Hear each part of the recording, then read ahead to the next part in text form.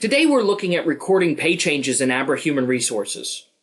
My name is Harold Ford with HRMG Solutions, and what I'd like to do for you today is show you how to record a pay change in the most optimal way in your Abra Human Resources module.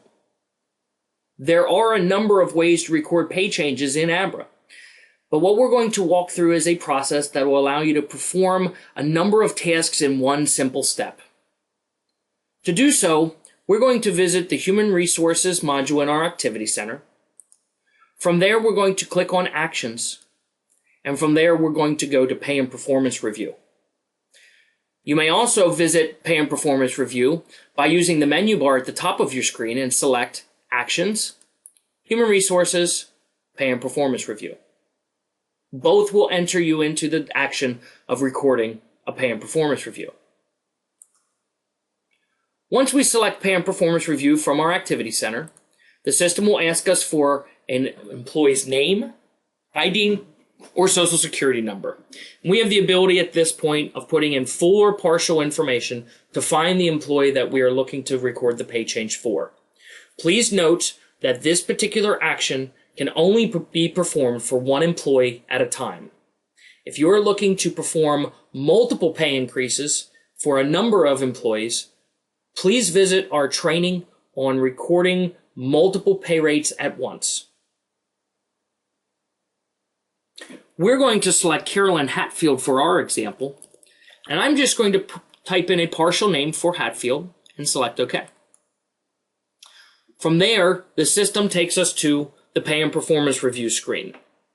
This screen looks very similar to the employee's current pay screen in Abra HR, but it does have some additional functionality not found on current pay.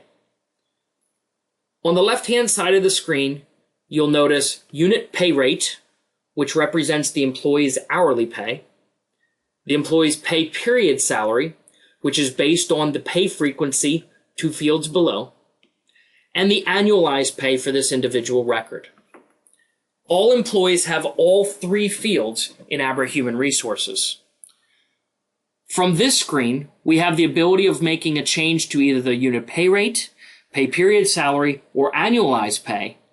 And once we make that change, the other 2 fields will automatically change as well. All 3 fields are tied and calculated upon one another. So, if I know that Carolyn Hatfield's hourly rate is changing from $14.46 in an hour to $15 in an hour, we can highlight unit pay rate, enter 15, and when I hit tab, the system will automatically calculate pay period salary and annualized pay. Conversely, if we change the employee's annualized pay, and in our example, we're going to change Carolyn Hatfield's annualized pay from $31,200 to $32,000 and hit tab, the system will automatically calculate the other 2 rates. On the right-hand side of the screen are 2 additional change fields that are not on the current pay screen in Abra Human Resources. These fields allow more flexibility in how you want to record a pay change. We have the ability on the right-hand side of creating a pay change amount based on a particular pay frequency or pay period. For example, if we know Carolyn Hatfield is receiving $50 extra every month, we can change the period to monthly and enter $50. On the left-hand side of the screen, Abra will automatically calculate the hourly rate, pay period salary, and annual pay increase based on $50 extra per month. We also have the ability, on the right-hand side, of putting a percent change in. So if we know that Carolyn is receiving a 3% cost of living adjustment increase, we can simply enter the 3% in the percent change field, and when we hit tab, the system will automatically calculate all of the other rates. Please note that all 5 fields, unit pay rate, pay period salary, annual pay, pay change amount, and percent change, are tied together on this screen. When changing one field, all other 4 fields calculate automatically. We've now entered our 3% increase for Carolyn Hatfield, but we're not done yet. We need to enter some additional information on Carolyn's record. We're going to go into the additional review information tab to enter some additional information on this person's pay and performance change. If the individual's pay increases based on performance review, we have the ability of entering a performance review date and a performance review rating based on the drop-downs from our Abra HR code tables. We also have the ability of entering a next review date and even a next pay review date if those dates are different. On this screen, the most important fields, however, are at the top on the left and right-hand side of the screen. On the left-hand side, we have pay effective date. The pay effective date is the date that this particular pay rate goes into effect. This is important for a number of reasons, but from Abra HR perspective, we need to enter a date to tell the system this is when this new pay rate goes into effect.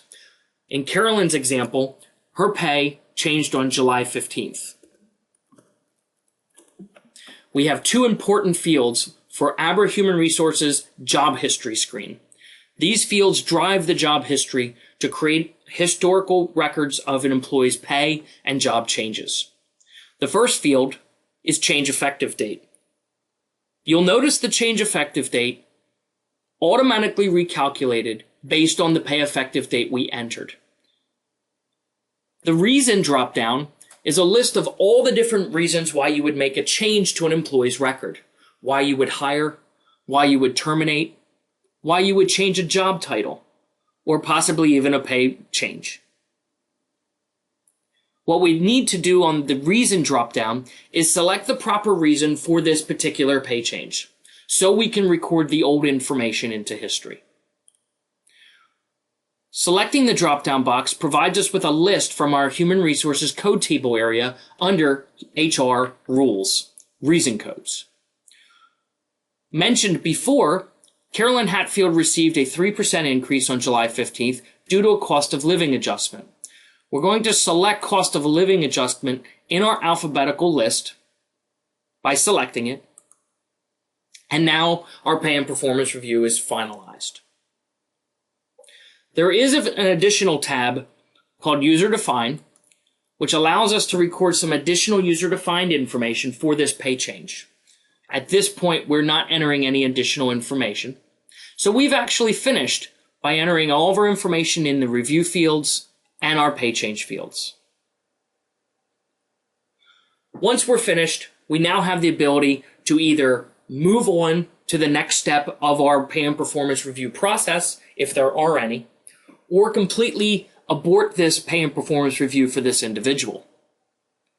Down at the bottom, on the left-hand side, we have a button for stop. Stop will completely reverse out this pay change and pull us out of the pay and performance review process entirely. You may ask yourself, why would you want to do such a thing?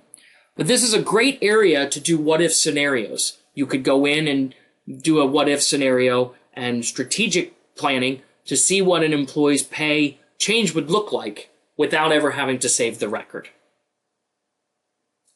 Also below, we have Continue, OK, and Apply.